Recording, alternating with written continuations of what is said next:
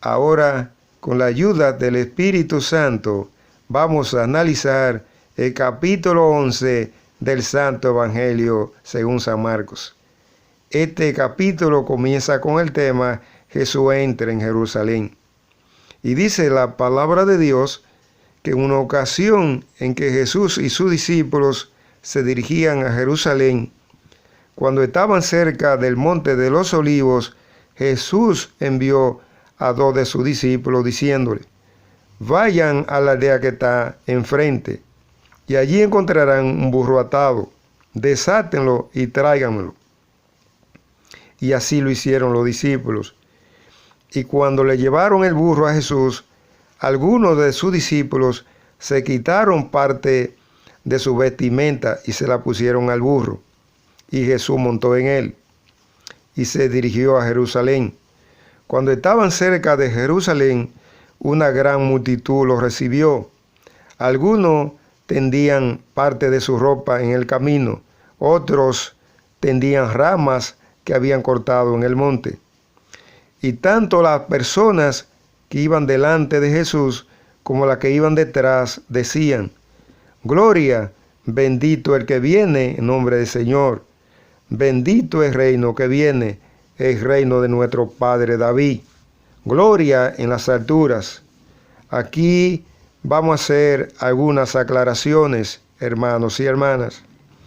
La primera es que el pueblo de Israel estaba esperando a Jesús para proclamarlo rey. Y Jesús llegó montado en un burrito, dando una gran demostración de humildad, cuando en ese entonces los reyes se desplazaban en grande caravana de carros. Eso es lo que Dios espera de cada uno de nosotros, hermanos y hermanas, que seamos humildes como es Jesucristo. Otra aclaración que vamos a hacer, hermanos y hermanas, es que con ello, con esa manifestación de humildad, Jesús le demostró al pueblo de Israel que su reino no está en este mundo.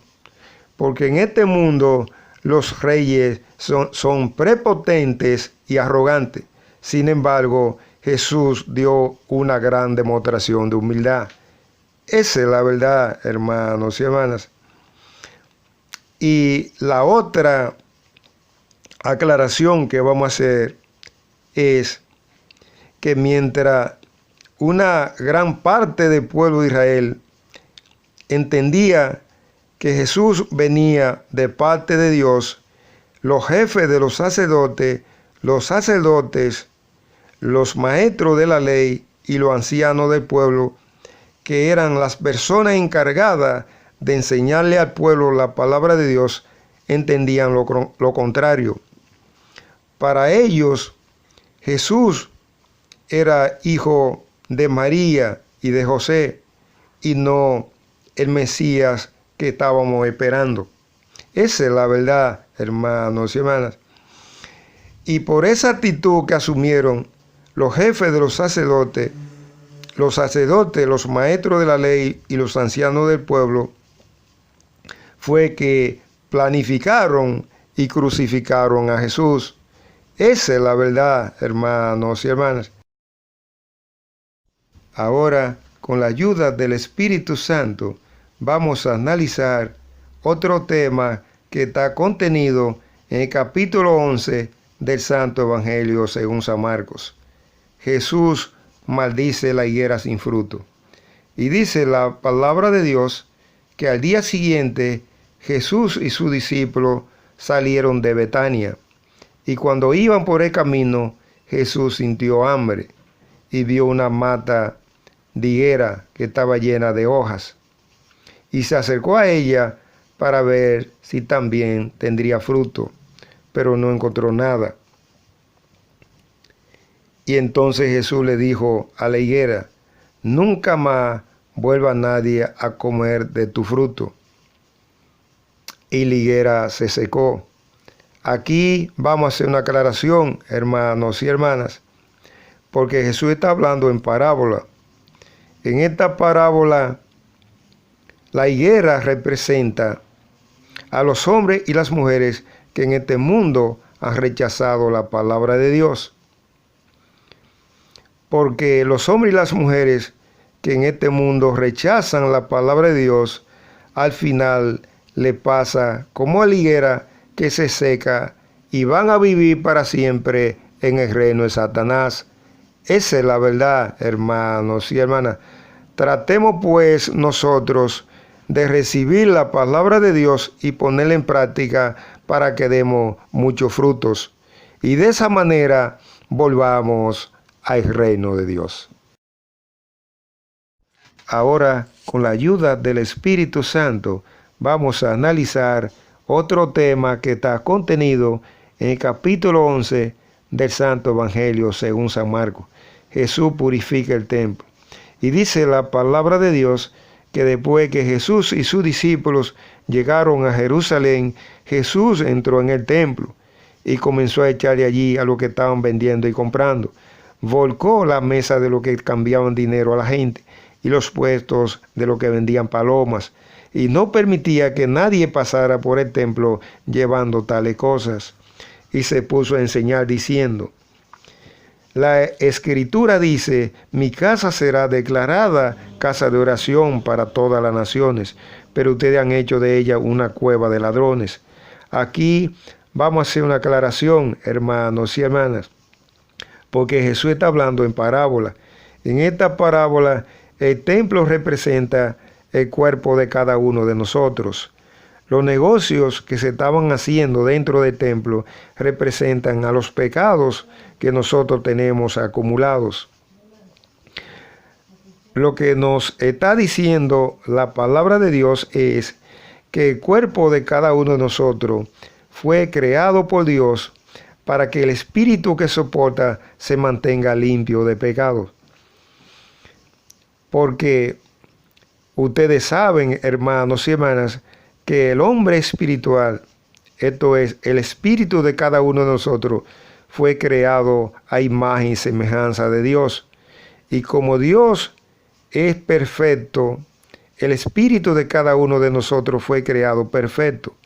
Como Dios es puro, el espíritu de cada uno de nosotros fue creado puro. Como Dios es santo, el espíritu de cada uno de nosotros fue creado santo. Y como Dios es sabio, el espíritu de cada uno de nosotros fue creado sabio. La perfección, la santidad, la pureza y la sabiduría la perdemos nosotros con el pecado. Esa es la verdad, hermanos y hermanas.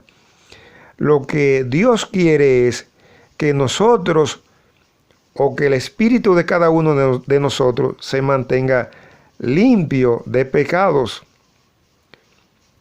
para que entonces el cuerpo de cada uno de nosotros se convierta en templo de Dios. Porque cuando nosotros abrazamos la palabra de Dios y la ponemos en práctica, nos limpiamos de pecados. Al quedar limpios de pecados, recibimos el Espíritu Santo.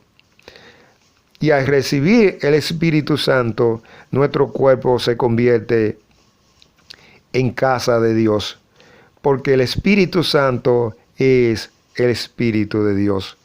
Esa es la verdad, hermanos y hermanas. Tratemos pues nosotros, repito, de abrazar la palabra de Dios y ponerla en práctica para que nuestro cuerpo se convierta en templo del Espíritu Santo.